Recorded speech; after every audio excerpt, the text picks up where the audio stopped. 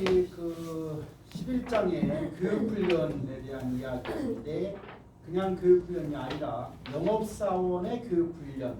그래서 우리가 Salesman Training 정확하게 표현합니다. 근데 우리가 교육훈련 하면은 교육은 뭐예요? Education. 훈련은 트레이닝 하니까 교육훈련 하면은 Educating. education and train 또는 educating 또는 train 이렇게 education to train 이렇게 해야 되는데 여하튼 이쪽에서는 그냥 sales train이라는 말 표현했어요. 그래서 11장 교육훈련 내용을 공부하도록 하겠습니다.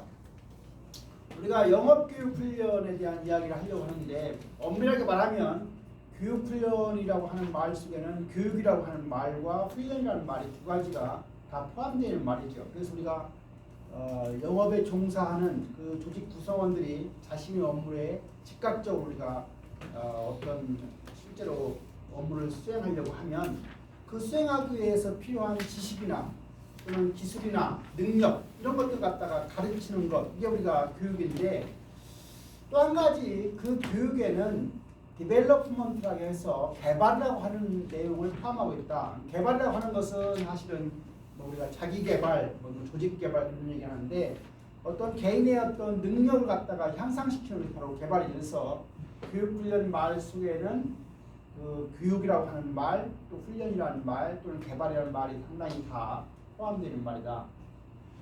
그러나 일반적으로 우리가 포괄적인 말로는 그냥 교육훈련의 말을 쓰고 있다.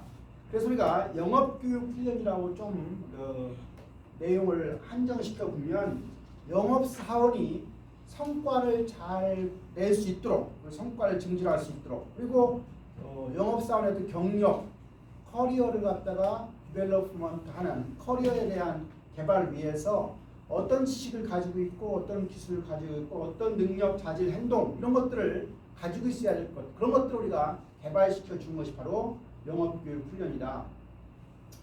대개 그런 교육훈련을 하려고 하면 어떤 프로세스가 어떤 단계를 거쳐서 하느냐. 첫 번째는 교육훈련에 대한 영업사원들의 니즈를 갖다 먼저 필요한 그 사람들이 느끼고 있는 그 필요하는 것들을 잘 분석을 해서 그런 교육훈련을 시키기 위한 목적을 설정하고 그런 목적을 달성하기 위해서는 항상 예산이라는 게 필요한 거니까 예산을 설정을 해서 거기에 따라서 예산에 따라서 교육훈련에 관련된 여러 가지 프로그램을 갖다가 설계하고 교육훈련 프로그램을 실시했으면 끝나는 게 아니라 마지막에는 반드시 그 교육훈련이 잘 되는지를 평가하고 그리고 다음번 교육훈련 프로그램을 작성하거나 예산 설정할 때 피드백해야 되는 그런 과정들을 거치게 됩니다. 그래서 우리가 영업교육훈련이 반드시 필요한데 왜 영업교육훈련에 대한 목적은 무엇이 있을까? 첫 번째는 영업을 종사하는 사람들의 모랄, 사기를 갖다가 진자시켜주는 문제 또 고객과의 또 소비자들과의 원활한 커뮤니케이션이 가능하도록 그런 기법들을 잘 가르쳐주는 것 그리고 고객 관계 증진 지난 시간에 14일 날 실제 현업에서 영업에 종사하는 전문가들 2명을 특강을 들었는데 한 분은 이제 고객 관계에 대한 이야기를 상당히 중요하게 얘기를 했죠. 본인들이 오랜 동안 20년 동안 했던 그 노하우를 여러분들한테 1시간 동안 했는데 사실은 이게 그런 교육이라고 하는 게 다른 사람이 10년, 20년 동안 터득한 것을 50분 동안 얘기를 한 거예요. 하시면 그게 하루아침에 터득한 것이 아니라 여러분들이 그것을 지나쳐 그냥 어떻게 기억하는지 모르지만 남들이 한 이야기는 반드시 내가 그것을 실천하게 되면 나도 성공에 가까웠게 갈 수 있는 거죠. 그래서 지난 시간에 고객관계 증진에 대한 이야기 영업사원 전문가 들었고요. 그다음에 영업사원에 대한 교육훈련을 잘 시키면 이직률을 갖다 감소시킬 수 있는 것도 하나의 특징입니다. 그래서 결국은 그 기업 조직의 생산성을 향상하는 것이 결국은 영업교육훈련의 목적이다. 영업교육훈련의 니즈에 대한 분석입니다. 교육훈련에 대한 인식은 여러 가지 사안들을 통해서 우리가 이제 생각해 볼 수가 있는데 첫 번째는 회사의 영업이라든가 또는 마케팅 전략이 변화하게 되면 그 교육훈련에 대한 필요성 이런 것들이 달라질 수 있다. 다시 말하면 제품이 바뀐다거나 또는 유통망이 바뀌어서 확장되거나 축소된다거나 또는 자기네 기업들이 국내에서만 활동을 했는데 해외로 진출하게 되면 해외 영업에 대한 어떤 노하우가 필요하겠죠. 그래서 해외 영업, 즉 해외 진출이 이루어진다거나 또는 다른 기업과의 M&A, Merger and Acquisition 같은 인수합병이 이루어진다거나 하게 되면 교육훈련에 대한 필요성이 등장할 것이고요. 두 번째는 환경이 변화하는 경우도 하나의 예다. 환경이 변화했다. 아까 우리가 김난도 교수가 얘기했던 몇 년도에 해마다 김난도 교수가 서울대 소비자경제과에 있는 교수가 해마다 이제 시작하기 전에 트렌드를 조사해서 서베이해서 발표하는 게 있죠. 그래서 어떤 용어 가지고 이제 앞으로 내년도에는 어떤 용어를 가지고 이제 어떤 트렌드로 나갈 거라는 걸 발표를 하는데 거기 아까 가성비라고 하는 개념을 가심비라고 하는 용어를 2018년도에 얘기를 했다고 하는데 그것처럼 소비자 트렌드가 변화하게 되면 큰 트렌드 변화에 대해서도 영업하는 사람들한테 알려줘야 되는 거니까 그런 소비자 트렌드가 변화했다거나 또는 경쟁 상황 우리가 경쟁이라는 게 결국 있기 때문에 전략이 필요하다는 얘기를 했는데 경쟁의 구도가 바뀌었다고 하면 그 경쟁 구도에 대해서 우리가 알려줘야 되는 내용들이 있으니까 즉 환경 변화가 교육훈련에 대한 니즈로 등장할 수 있는 것이다. 또 한 가지는 기업 내에서 매출액이 자꾸 올라가고 좋으면 문제가 없는데 매출액이 감소한다거나 또는 매출액은 확보 상태인데 수익성이 떨어진다거나 또는 영업사원들이 계속 자꾸 이중률이 증가한다거나 이렇게 되면 결국 그런 문제점이 발견되면 그 문제점을 해결하기 위해서도 결국은 교육훈련이 니즈가 발생하는 거다. 두 번째는 우리가 문제점에 대한 발견 방법입니다. 어떻게 해서 그러면 영업사원들이 가지고 있는 또 영업과 관련된 문제점을 발견할 수 있을까? 판매액이 어떻게 변화하는지 추세를 본다거나 또는 방문 횟수 같은 것도 우리가 방문을 많이 한다고 좋은 건 아니었죠. 김민정, 방문을 몇 번 하는 게 가장 좋다겠어요? 몇 번까지는 올라가다가 몇 번 이상이면 그런 의미가 없다겠죠? 11번이요. 5번 정도까지는 계속 올라가는 경향이 있는데 5번 이상 방문하는 것은 오히려 큰 영향을 안 미친다는 얘기를 했어요. 그래서 우리가 방문 횟수 또는 영업에 관련된 비용, 고객 불만, 관리 고객의 수, 영업사원 이직 등 다양한 정보에 대한 분석을 통해서 영업사원한테 어떤 문제가 있는지를 갖다가 파악할 수 있겠다. 두 번째는 고객을 대상으로 조사하는 경우도 있어요. 그 설문지를 한다거나 여기 FGI라고 하는 것은 포커스 그룹 인터뷰 같은 걸 통해서 교육훈련에 대한 니즈를 확인할 수 있다. 그래서 우리가 현재 영업사원들이 가지고 있는 영업기술 수준은 어떻고 또 영업사원에 대한 불만사항이나 또 영업사원들이 가장 기대하는 것들이 무엇인가 이런 것들을 우리가 조사할 필요가 있겠다. 세 번째는 실패 사례에 대한 분석을 통해서도 뭘 했는데 실패했어요. 그러면 그 실패한 거를 잘 분석해보면 거기서 우리가 교육훈련에 대한 니즈를 확인할 수 있겠죠. 그래서 여러분들이 살아가면서 꼭 성공한 사람들의 이야기만 듣는 것도 의미가 있겠지만 때에 따라서는 실패한 사람들의 이야기를 잘 경청하면 자기가 그것을 또 실패하지 않게 되는 거니까 그 실패 사례에 대한 분석도 우리가 문제점을 발견하는데 큰 도움이 된다는 사실입니다. 그 다음에 우리가 이제 그 영업교육 훈련과 관련해서 달성 목표치를 잘 설정하는 게 중요하다. 그래서 교육훈련을 통해서 달성하고자 하는 목표치가 분명하게 설정되어 있지 않으면 교육훈련의 어떤 성과가 별로 안 나기 때문에 그 목표치를 잘 정하는 게 중요해지는데 왜 이러한 목표치를 잘 설정하는 게 중요하느냐? 다시 말하면 교육훈련을 끝나고 나면 우리가 평가를 하게 되는데 이 평가를 갖다가 잘 하려고 하면 결국은 목표치가 잘 정해야 된다. 그래서 경영훈련 시간에도 제가 수없이 목표를 정할 때는 어떻게 정해야 된다 했어요? 수치화한다. 구체화하지 않으면 나중에 평가가 힘들다는 얘기했어요. 추상적인 것은 공부를 열심히 한다. 2시간 한 것도 열심히 한 거고 10시간 한 것도 열심히 한 거니까 그건 말이 안 되는 거니까 항상 수치화하는 게 중요하다는 걸 쳤지만 여기서처럼 목표치를 잘 정하는 것은 평가를 용이하게 하기 위한 거다. 두 번째는 시급히 이루어져야 하는 교육훈련에 대한 파악이 필요하다. 우리가 교육훈련 같은 거 할 때 좀 늦게 해도 되는 것도 있고 빨리 해야 되는 것도 있는데 그렇게 우리가 빨리 해야 되는 그 시급성을 다투는 문제 이런 것들을 우리가 교육훈련을 통해서 우리가 쉽게 해결할 수 있다. 최고 경영진 등과의 커뮤니케이션을 원활하게 할 수 있다. 대개 우리가 이런 교육 훈련을 하게 되면 이제 뭐 처음이든지 끝에 항상 CU가 나타나서 여러 가지 이야기를 하겠죠. 그래서 CU하고 어떤 커뮤니케이션에서도 이런 것들이 영향을 준다.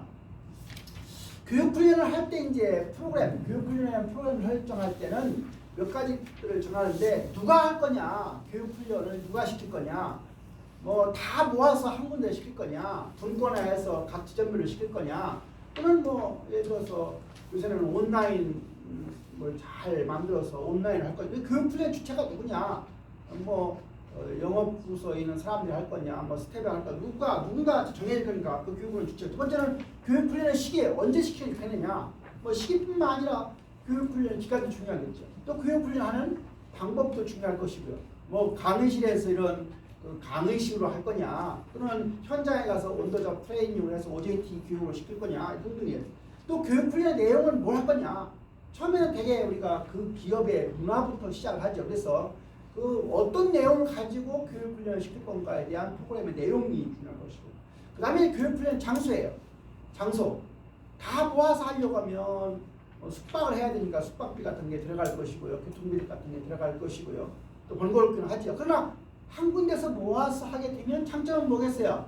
가장 좋은 강사를 통해서 집중적으로 할 수 있는 장점이 있는 거예요. 그래서 교육훈련 장소가 뭐냐, 뭐 중앙연수원에다가 다 모아놓고 한 번에 할 거냐, 뭐 지방대로 분리해서 할 거냐, 이런 것들을 정하는 게 교육훈련 장소에 되겠습니다. 교육훈련 주체입니다. 영업조직 내부 인력, 즉 영업사원에 대한 교육훈련을 갖다가 영업관리자나 또는 경험이 많은 영업사원에 의해서 가장 일반적으로 교육훈련을 많이 시키는 경우가 많습니다. 스태프 인력이라고 해서 이런 스태프 인력이 영업조직 영업활동을 지원하는 역할을 수행하는 회사 내부의 어떤 부서의 직원인데, 이 사람들이 이제 영업에 관련된 교육을 시키는 경우가 있어요. 그래서 교육훈련 업무를 전문적으로 수행하기 위해서 채용된 직원이 여기에 스태프 인력이라고 얘기를 하고요. 또 한 가지는 외부 전문가예요. 예를 들어서 뭐 영업관리를 가리키는 황복주 교수를 데려다가 초청을 해서 특강을 시키는 것은 외부 전문가를 활용하는 거죠. 그래서 회사 외부에 영업교육 훈련 전문가를 활용한 영업교육 훈련도 해볼 수 있는 거다. 그래서 하나에서 자체 개발한 교육훈련 프로그램에다가 외부 전문가를 강사를 초빙하는 경우도 있을 수 있는 것이고요. 교육훈련 프로그램을 외부 교육기관에 그냥 다 통째로 위탁해서 하는 경우도 있을 수 있는 것이고요. 사회교육훈련으로부터 외부에서 다른 회사 직원들과 함께 교육을 받는 경우도 있을 수가 있습니다.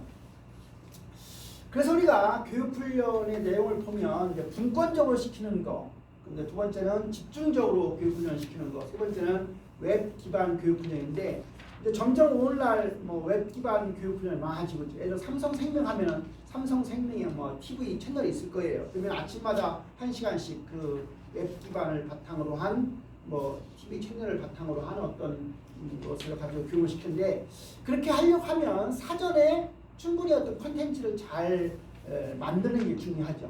근데 가장 단점은 뭐냐면 웹 기반에 의해서 했을 때 정말 사람들이 거기에 집중하느냐, 옆에서 같이 보면서 뭐 하면 좋지만 그렇지 않고 너 몇 시간 채우라고 하면은 잘 하지 않습니다. 제가 이제 공무원 교육을 많이 해봐서 알지만 우리나라 대한민국 공무원들 보면 1년에 80시간 교육을 받아야 된다는 게 있어요. 그러면 오프라인 교육이 있고 온라인 교육이 있는데, 오프라인 교육하면 여러 가지 번거로워요. 그냥 온라인 교육을 시켜요.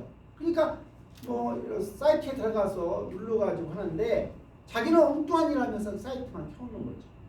그래서 실질적인 어떤 성과라고 하는 측면에서는 이 웹 기반으로 했을 때 그거에 대한 충분한 대비책을 만들어 놓지 않으면 안 된다. 그럼 대비책이라고 하는 게 뭐겠어요?